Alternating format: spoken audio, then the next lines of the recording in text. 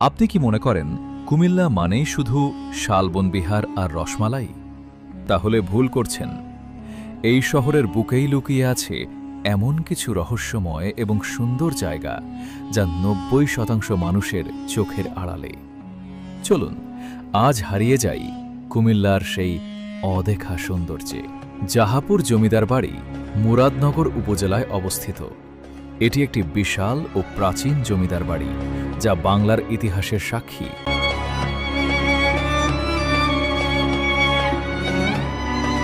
চণ্ডীমুড়া মন্দির লালমাই পাহাড়ের চূড়ায় অবস্থিত এটি প্রাচীন হিন্দু মন্দির।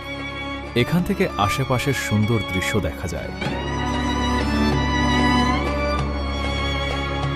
ময়নামতি রানীর কুঠি, স্থানীয়দের কাছে এটি রানীর বাংলা নামে পরিচিত। এটি কোটবাড়ি এলাকায় ওয়ার সিমেট্রির খুব কাছে, অথচ পর্যটকদের ভিড় কম থাকে।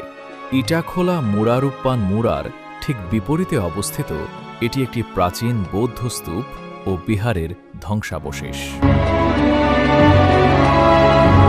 নবশালবন বিহার কোটবাড়ি এলাকায় অবস্থিত। এটি তুলনামূলক নতুন প্রত্নতাত্ত্বিক নিদর্শন যা খনন করে বের করা হয়েছে। গোমতী নদীর পাড় কুমিল্লা শহরের পাশ দিয়ে বয়ে যাওয়া গোমতী নদীর পাড়। বিশেষ করে বিবির বাজার এলাকাটি বিকেলে হাঁটার জন্য চমৎকার।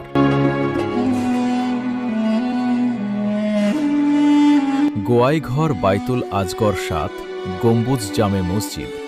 ৭ গম্বুজ বিশিষ্ট এই মসজিদটি অনন্য স্থাপত্যের নিদর্শন।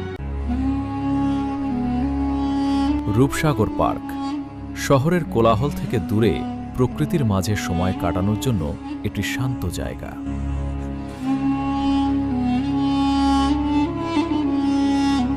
কোটবাড়ি চবি বিজ্ঞান ও প্রযুক্তি বিশ্ববিদ্যালয় এলাকা।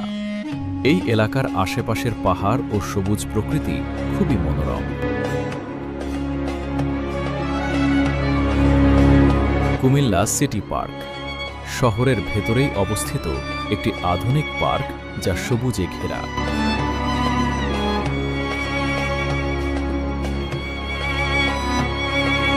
সবাই যা দেখে তা তো দেখাই হলো, কিন্তু যা কেউ দেখেনি তা দেখার আনন্দই আলাদা।